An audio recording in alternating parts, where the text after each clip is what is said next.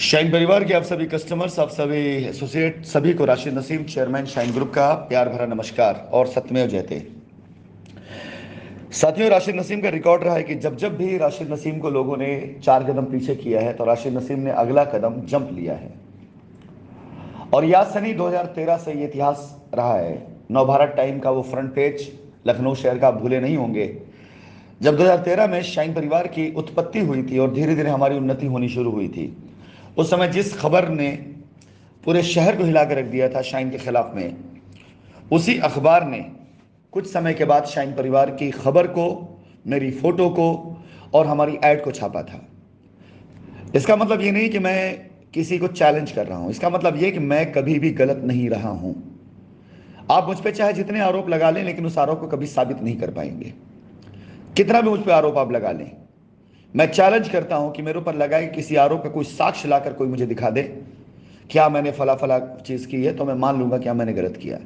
ऐसा नहीं मुझसे गलतियां नहीं होती, गलतियां मुझसे होती हैं, लेकिन उन गलतियों को सरेआम कबूल करके उसके लिए माफ़ी मांग लेना और उन्हें दुरुस्त कर लेना, ये मेरी नीति में रहा है हमेशा। आज अखबार में एक पुरानी खबर को और बगैर मिर्च मसाला लगाए हुए पुरानी बासी खबर को इस तरह से प्रचारित करने के पीछे उद्देश्य मात्र सिर्फ इतना है। वो भी आप जरा सोचिए, अगर आप सुबुद्ध ग्राहक और पाठक हैं ऐसे अखबारों के, तो सोचिए कि क्या शहर का जो मेन फ्रंट पेज है वो इस खबर के लिए ज़्यादा ज़रूरी है या इस खबर के लिए ज़रूरी है कि शाइन सिटी अपने मुकदमों में अब लायबिलिटी उतारने के करीब आ चुकी है। 23 तारीख को कोर्ट में सुनवाई है, लेकिन इसी दरमियान शाइन सिटी के कुछ एजेंटों द्वारा और शाइन सिटी को ब्लैकमेल करने वाले कुछ वकीलों के द्वारा शाइन सिटी के ऐसे प्रकरण सामने आए जिससे कानून के और मीडिया के और सरकार के आंख खुल जानी चाहिए। शाइन सिटी प्रकरण में कुछ लोगों ने मिल करके शाइन सिटी के ग्राहकों को ब्लैकमेल करते हुए एफआईआर कराई और शाइन सिटी के एसोसिएट से धन उगाही करके उनकी फर्जी जमानतें कराई। आप सभी कस्टमर से मेरा अनुरोध है कि आप मुझे बताइए कौन सी न्यूज़ को यहां पर होना चाहिए। ये फेक, फर्जी और 2 साल पुरानी बासी वो खबर जिससे किसी कस्टमर का कोई लाभ नहीं होने वाला है। एक सवाल है मेरा आप सभी कस्टमर से, एजेंसी से, न्यायपालिका से और मीडिया से कि अगर मेरी आवाज़ बंद कराना आपका मकसद है तो मुझे बताइए कि अगर मैं अपनी आवाज़ बंद कर दूंगा तो क्या है कोई ऐसा जो इन कस्टमर्स की उम्मीदों को जिंदा रख सके? क्या कोई है ऐसा जो इन कस्टमर्स के दिल में आस दे सके कि नहीं, शाइन लौट करके आएगी और आपका पैसा आपको मिलेगा? मैं ये कहता हूं कि 4 साल में हमने शायद बहुत कुछ नहीं किया, हमें लूट लिया गया, हजारों करोड़ रुपए की जमीनों को बर्बाद कर दिया गया, उसके बाद भी आज कस्टमर खाली जेब बचा हुआ है। लेकिन एक चीज जिंदा है कस्टमर की, वो है उसकी उम्मीद। ये आशा उसके अंदर अभी भी जिंदा है कि राशिद नसीम देने की बात कर रहा है, राशिद नसीम वापस लौटने की बात कर रहा है। मैं आज एक सवाल करता हूं आप सभी लोगों से, इस खबर को पढ़ करके अपने मन में हर तरह के जो भी विचार आपने बनाए हो, पॉजिटिव निगेटिव, हर किसी से मेरा एक सवाल है कि अगर आज मैं कस्टमर से बात करना बंद करूं, अगर आज मैं अपनी आवाज़, अपनी रिकॉर्डिंग भेजना बंद करूं, अगर कस्टमर संवाद करना बंद करूं, अगर मैं मुकदमा लड़ करके ये साबित करना बंद कर दूं कि मैं पैसा देना चाहता हूं, तो क्या इन गरीब गुरबा कस्टमर्स का कोई पुरसा हाल है? क्या कोई है जो इनके आंसू पोंछेगा? क्या कोई है जो इनको इनका पैसा वापस दे सकता है? मेरा सवाल है कि आज न जाने कितने लोग गिरफ्तार हो चुके, गिरफ्तार होकर जमानतों बाहर आ चुके, क्या किसी को किसी की गिरफ्तारी से पैसा मिला है? हाँ, गिरफ्तारी से उन वकीलों का, उन दलालों का बिल्कुल लाभ हुआ है जिन्होंने गिरफ्तारी के बाद उन एसोसिएट से ब्लैकमेलिंग करी, पैसा वसूला और अपने कस्टमर की तरफ से फर्जी एफिडेविट लगाकर उनको छुड़वा दिया। कस्टमर आज भी वहीं खड़ा हुआ है जहां कल था और कल भी वहीं खड़ा रहेगा जहां आज है। किसी को कुछ नहीं मिलने वाला, सब समाप्त हो जाएगा।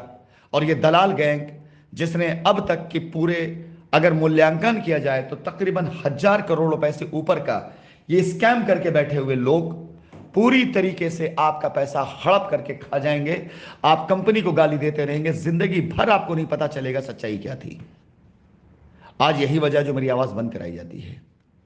याद कीजिए आप, कानपुर पोलिस्टार सिटी पर जब कस्टमर का जमवाड़ा लगने लग गया, वहां पर कस्टमर ने आकर अपना दर्द बताना शुरू किया, उसके अंदर एक और नई उम्मीद आई। हिंदुस्तान के कोने कोने से पोलिस्टार सिटी कस्टमर पहुंचने शुरू हो गए और जब मैंने ये अभियान शुरू किया कि अगला अभियान होगा कि वहां पर मैं उन सभी कस्टमर्स को बुलाऊंगा जिन्होंने 2019 के बाद रजिस्ट्रियां कराई हैं और वो आकर अपनी रजिस्ट्री जमा करें, उनमें जिन कस्टमर की रजिस्ट्री जेन्युइन रहेगी उनके लिए हम वादा करते हैं कि उनका कब्जा कैसे सुनिश्चित होगा हम तय करेंगे, लीगल रास्ता निकालेंगे। और जिनकी रजिस्ट्रियां सुनिश्चित नहीं रही उनके जरिए सब पर FIR कराकर उनके पैसे को सुरक्षित किया जाएगा। याद करिए, मेरी आखिरी रिकॉर्डिंग कानपुर पुलिस स्टार के लिए यही थी। उसके बाद क्या होता है, अगले दिन अखबार की सुर्खियां बनती हैं और उसके बाद जबरदस्ती गलत कंप्लेन करके ईडी के उस नॉर्मल एक्शन को जो ईडी को बहुत पहले कर लेना चाहिए था उसको इतना ज्यादा हाईलाइट किया गया, उसको इवेंट बना दिया गया। क्या मिला कस्टमर्स को वहां पर, क्या पाया कस्टमर ने वहां पर? आप सब कस्टमर, मीडिया, जांच एजेंसी, न्यायपालिका, एसोसिएट, खुद सोचिए क्या चाहिए आपको, रास्ता या रास्ते में रुकावट डाल करके गालियां? क्या चाहिए आपको?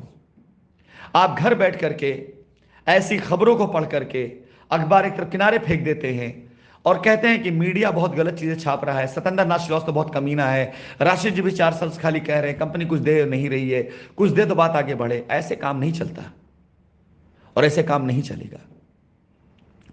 एक राशिद नसीम हजारों मील दूर बैठ करके अपनी आवाज के जरिए अगर आपको जिंदा रख सकता है तो क्या हिंदुस्तान में मेरे जैसे 10 लोग ऐसे नहीं खड़े हो सकते हैं? चंद लोग खड़े हुए हैं, चंद लोगों ने हिम्मत दिखाई है, कस्टमर का हक ग्रुप लेकर के आगे बढ़े हैं। आज उन्होंने साम्राज्य हिला के रख दिया लोगों का, दलालों का।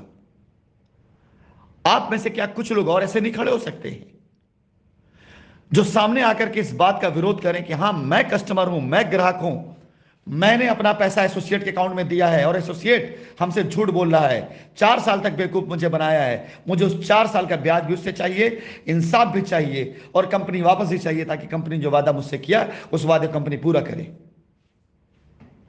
आप कस्टमर से सपोर्ट समर्थन चाहिए।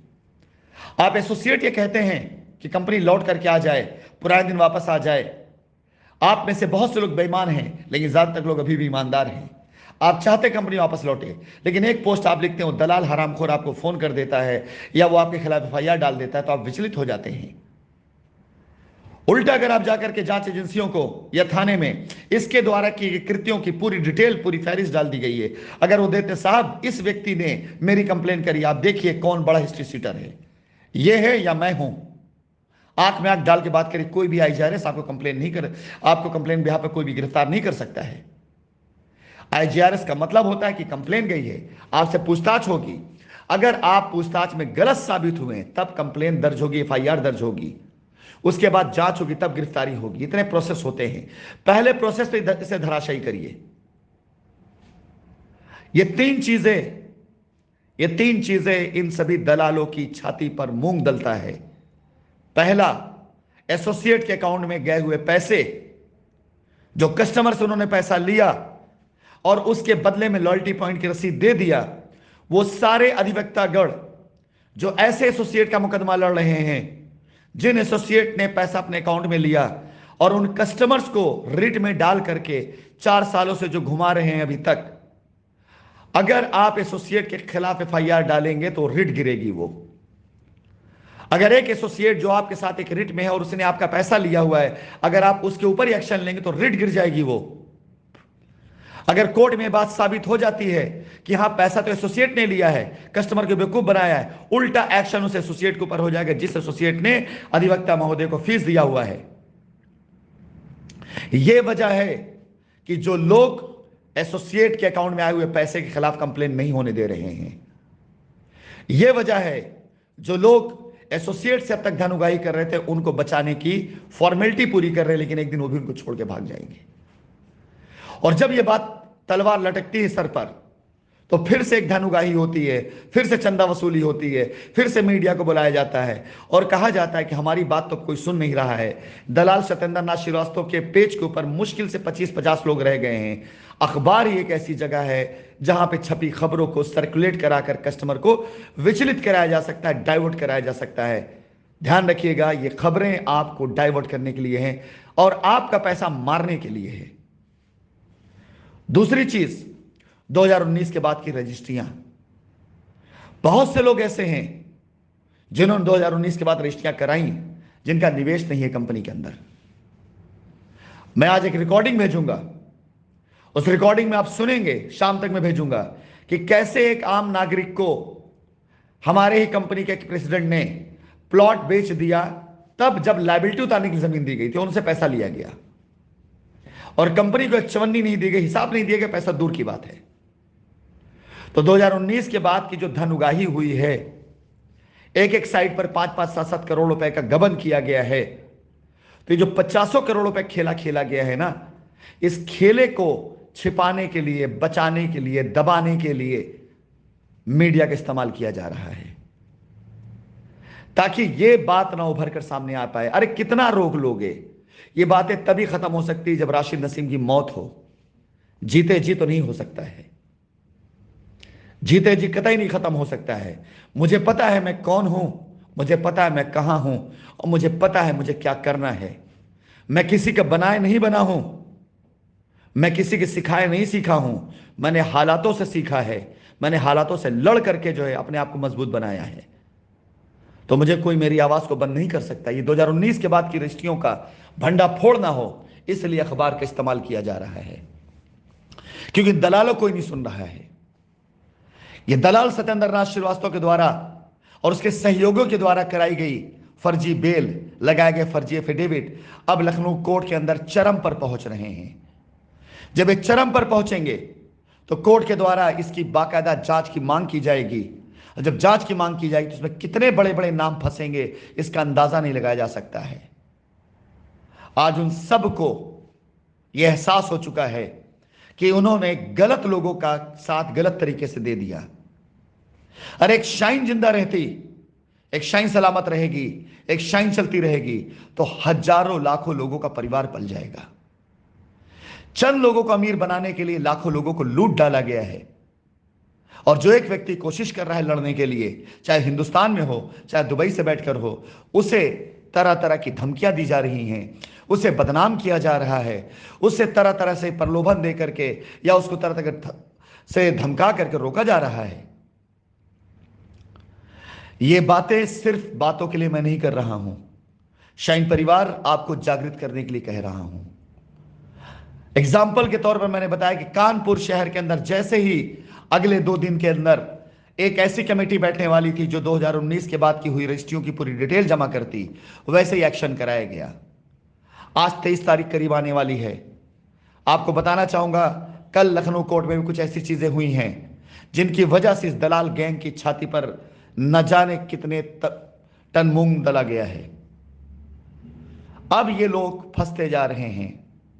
आप शाइन परिवार के कस्टमर और एसोसिएट, मुझे पता है कि आपके ऊपर इन खबरों को असर नहीं पड़ने वाला है, लेकिन मेरी इस आवाज को दूर दूर तक वहां तक पहुंचाइए जहां तक इसे जाना चाहिए, ताकि जब इंसाफ हो तो अन्याय को भी ध्यान में रखा जाए। जब इंसाफ किया जाए तो ना इंसाफी के मद्देनजर हर उस व्यक्ति को सजा मिलनी चाहिए जिसने इस नाइंसाफी को बढ़ावा दिया है, चाहे वो एसोसिएट हो जिसने अपने अकाउंट में पैसा लिया, चाहे वो दलाल हो जिसने आपसे एफआईआर के लिए फीस ली और उसके बाद आपको गालियां दी, चाहे वो कोई भी हो, एजेंसी का कोई जांच अधिकारी भी क्यों ना हो जिसने घूस खा करके आपका काम नहीं किया, आपका काम किया। मैं अपने सर पर कफन बांध कर इस लड़ाई को लड़ने उतरा हूं। मेरा अंजाम क्या होता मुझे इसकी परवाह नहीं है, मैं कहां जाऊंगा मुझे इसकी परवाह नहीं है, लेकिन ऐसे किसी व्यक्ति को नहीं बख्शूंगा जिसने गरीब, मजदूर, मजलूम कस्टमरों के पैसे को मिलने के रास्ते में रोड़े डाले हों। मैं अपनी सर्वत्र हर उस चीज की कसम खाकर कहता हूं जिसे मैंने जरा भी चाहा हो, जरा भी जिससे मुझे लगाव रहा हो, मोहब्बत रही हो, हर उस चीज कसम खा कहता हूं अपने कस्टमर के प्रति, अपने एसोसिएट के प्रति कभी मैं बेईमान नहीं हुआ था। एक पल के लिए मैंने नहीं सोचा था कि आपका पैसा कहीं पर डूब जाए, एक पल के लिए मैंने कोशिश नहीं करी कि आप पैसा आपको ना मिले। लेकिन इन लोगों ने बार बार, हजार बार पहले आपको भड़काया, बरगलाया, उकसाया, उसके बाद आपको इस कगार पर लाके खड़ा करके छोड़ दिया जहां पर एक सहारा सिर्फ या तो ऊपर वाला है आपका या नीचे मैं बैठा हूं। आज ये चाहते हैं ये सहारा भी आपका टूट जाए। आप क्या चाहते हैं? फेसबुक पर आपका समर्थन और आपका साथ, और इस पूरे के पूरी वॉइस रिकॉर्डिंग की शेयरिंग ये साबित करेगी आप क्या चाहते हैं।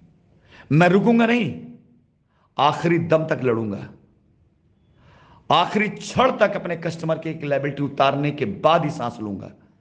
लेकिन इन लोगों के खिलाफ आप में से कितने लोग मेरे साथ अब खड़े होते हैं, मैं ये भी देखूंगा।